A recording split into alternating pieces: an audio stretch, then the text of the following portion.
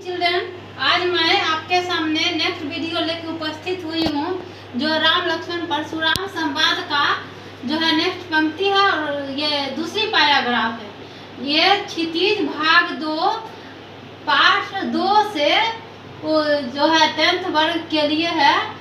और इसमें कल मैंने बताया था सबसे पहली पंक्ति नाथ शंभु धनु भंजनी हारा कोई के एक दास तुम्हारा, और उस वहाँ से इंड हुआ था लखन कहा हसी हमरे जाना सुनो देव सब धनुष समाना।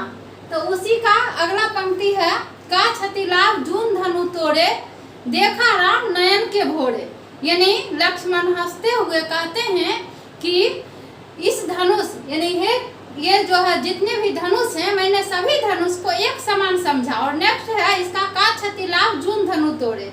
क्षति मतलब हानि और लाभ मतलब लाभ, यानी कि उससे जो आय समझो यहाँ आय नहीं लाभ क्या हुआ और हानि क्या हुआ। और जून मतलब हुआ पुराना। इस पुराने धनुष के टूट जाने से क्या लाभ और क्या हानि। उसके अगली पंक्ति है देखा राम नयन के भोरे। यानी देखा राम ने यानी रघुपति राम ने उस धनुष को हौले से अपनी आंखों से हल्के से देखा और छुअत टूट रघुपति न दोषु। छूने मात्र से वो धनुष टूट गया, इसमें रघुपति का कोई दोष नहीं है। मुनि विनुकाल करिया कतरोसु। आप है मुनिवर बिना काम के कारण ही इतने क्रोध किए जा रहे हैं। और ये क्रोध किस लिए है तो आगे कहते हैं बोले चिते परशु की ओरा रे सब सुनिए स्वभाव न मोरा। परशुराम अपने फरसे को दिखा कर ही ये बोलते हैं। चित मतलब स्वभाव, परशु की ओर करके, महिदेव मतलब ब्राह्मण। पहले मैं इसका अर्थ बता दूं। बिलोक मतलब देखकर, अभरक मतलब बच्चा, महाभट मतलब महान योद्धा, मही मतलब धरती यहाँ आया है शब्द, पुलिस मतलब कठोर, कुम्हर बतिया मतलब कमजोर फल, हिरप्पा मतलब पैर, कोटि मतलब करोड़ों, छमु मतलब क्षमा, पुनि पुनि यानी बार बार, मृदु मतलब मीठा, चित मतलब स्वभाव। और ये जो भाषा है ये अवधि भाषा है। ये ध्यान रखेंगे कि राम लक्ष्मण परशुराम के संवाद की भाषा अवधि भाषा, चूंकि वो उत्तर प्रदेश के बांदा जिले के राजापुर गांव के रहने वाले थे। उनका जन्म 1532 ईस्वी में हुआ है। ये मैं पिछले वीडियो में भी बताई थी। तो आज हम देखते हैं यहाँ इसके अर्थ कि बोले चिते परशु की ओरा रे सब सुनिए स्वभाव न मोरा। स्वभाव मतलब स्वभाव, मोरा मतलब मेरा, सुनिए मतलब सुनो, रे सक मेनी अरे मूर्ख। उनकी ओर फरसा को दिखाते हुए यानी देखकर बोलते हैं कि तूने मेरे स्वभाव को अभी तक, अरे मूर्ख तूने मेरे स्वभाव को अभी तक नहीं जाना है।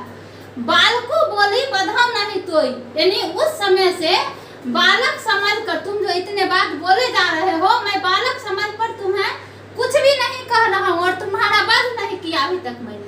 केवल मुनिजन जानिए मोही। मोही मतलब मुझे, तुम केवल मुझे एक साधारण मुनि समझ रहे हो, मैं एक साधारण मुनि नहीं हूँ। आगे कहा बाल ब्रह्मचारी अति कोही। मैं बाल मतलब बचपन से ही, ब्रह्मचारी अति मतलब बहुत ज्यादा क्रोधी हूँ। विश्व विदित क्षत्रिय कुल द्रोही। पूरा विश्व जानता है कि मैं क्षत्रिय कुल का नाश करने वाला हूँ। भुज बल भूमि भूप किन्हीं। अपनी भुजाओं के बल पर मैंने भूमिहीन कितने भूप मतलब राजा, कितने राजाओं को, और कौन सा राजा क्षत्रिय राजा को उनकी भूमि को छीन करके उनका नाश कर उनकी भूमि को छीन करके विपुल बार यानी कई बार महिदेव दिनी। महिदेव का अर्थ होता है ब्राह्मण। मैंने ब्राह्मणों को दान में दे दिया। सहस्त्र बाहु का मैं कल बताई थी कि सहस्त्र बाहु यानी 100 बाहु वाला रहता है। कातरवीर नाम है उस राजा का। और जमदग्नि के आश्रम में एक कामधेनु गाय रहती है। तो वो शिकार खेलते हुए जब जाते हैं तो कहते हैं ये कामधेनु गाय मेरे पास होनी चाहिए। इस फकीर ऋषि मुनि के पास क्या कर रहे हैं ये गाय। इस बात को वो आदर पूर्वक या जो समझो वो उसके आश्रम में जाते हैं यानी कुटिया में और कहते हैं हे मुनिवर मुझे ये गाय कामधेनु दे दीजिए। वो इनकार करते हैं तो ये क्या करते हैं उसे बलपूर्वक अपहरण कर लेते हैं। इस बात को जान करके दोनों के बीच युद्ध होता है। युद्ध में उधर कार्तवीर भी मारे जाते हैं और इधर उसके पुत्रों ने जो है वो वध कर देते हैं ऋषि जमदग्नि का। अब इस बात पर परशुराम क्रोधित हो करके जितने भी यानी उनके जितने पुत्र थे कात्रवीर सहस्त्रबाहु का, उसका तो वध हुआ ही, और उन क्षेत्र में क्षत्रिय के जो भी थे राजा उसका नाश करके उनके जमीन को छीन करके इन्होंने ब्राह्मण को दान में दे दिया। और कई बार ये हुआ, विपुल बार है, हाँ लिखा हुआ विपुल बार, कई बार। तो सहस्त्रबाहु छेदनीहारा, सहस्त्रबाहु नाम का यानी 100 बहुचाओं वाला, उसे अपने हाथों से इन्होंने वध किया है। छेदनीहारा मैंने मारा है ये कह रहे हैं। परसों बिलोकी महिप कुमारा, बिलोकी मतलब देखकर फरसा को उन्होंने दिखा करके ये बात कहते हैं। अब कहते हैं ये नेक्स्ट पंक्ति में, मातु पितहि जनि सोच बस करसी महिष किशोर। तुम कम से कम ये बात भी सोचो, माता पिता के बारे में सोचो, क्योंकि मेरे नाम को सुन करके कितने माता पिता भय से कुपित हो यानी भय से भयभीत हो जाते हैं और तुम्हें भय नहीं लगता। कितने जो है कुमार सोच करके मेरे नाम को सुन करके डर जाते हैं।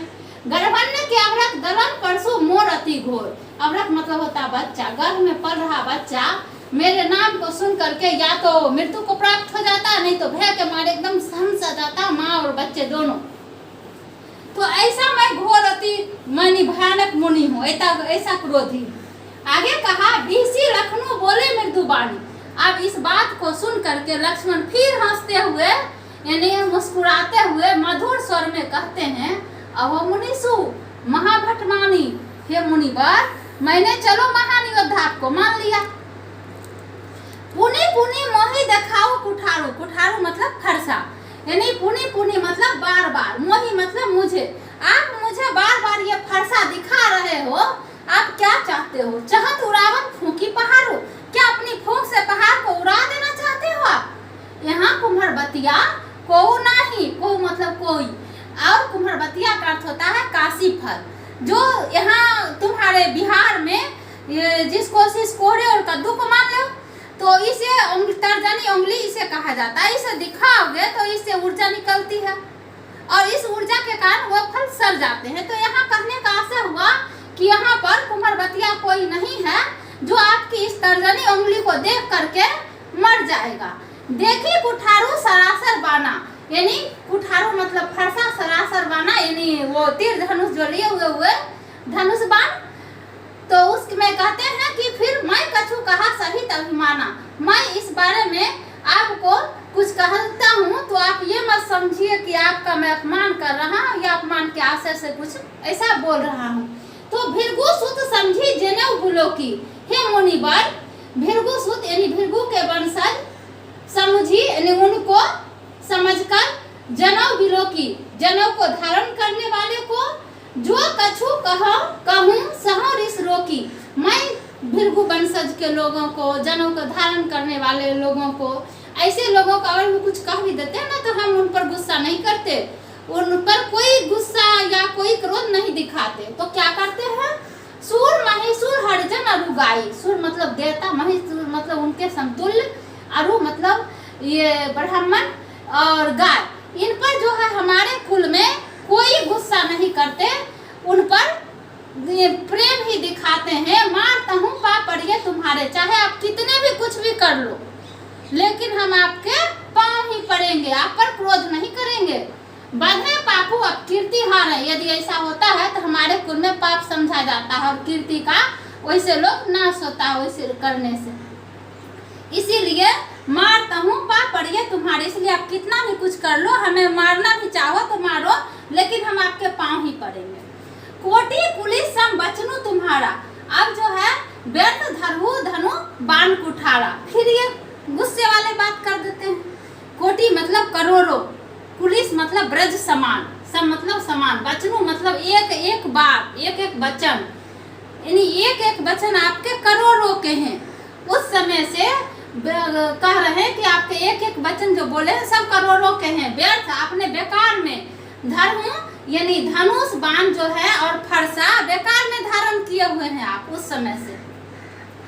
जो बिलोकी अंकित कहीं छमु महामुनि धीर, इस बात बिलोकी मतलब देखकर, यानी इस बात को देख करके सभी जो राज्यसभा में उपस्थित थे सभी जो कहते हैं कि ये तो अनुचित कह रहे हैं, और ये जो कहे हैं महामुनि को इससे क्षमा कर दीजिए, ऐसा बात नहीं होना चाहिए। सुनी सरोस भृगु वंश मुनि बोले गिरा गंभीर, यानी इस बात को क्रोध में, सरोस मतलब गुस्से में भर करके जो हुए थे बोले, तो इस बात पर भृगु वंश मुनि जो है गंभीर स्वर में यानी विश्वामित्र बोलते हैं। और अगले वीडियो में मैं फिर लेकर के आऊँगी, तब तक के लिए नेक्स्ट वीडियो जो है सो अगले दिन। Thank you.